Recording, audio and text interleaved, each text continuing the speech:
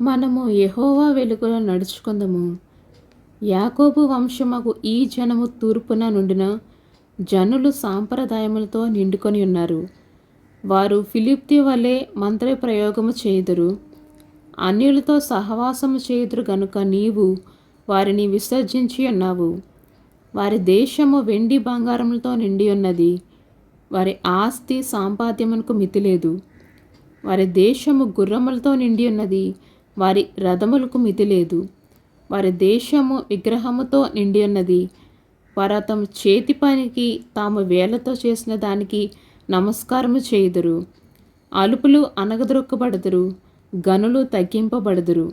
కాబట్టి వారిని క్షమింపకము.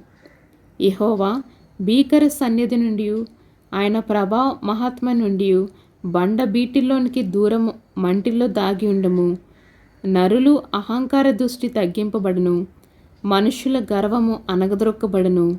ఆ దినమున యెహోవా మాత్రమే ఘనత వహించును.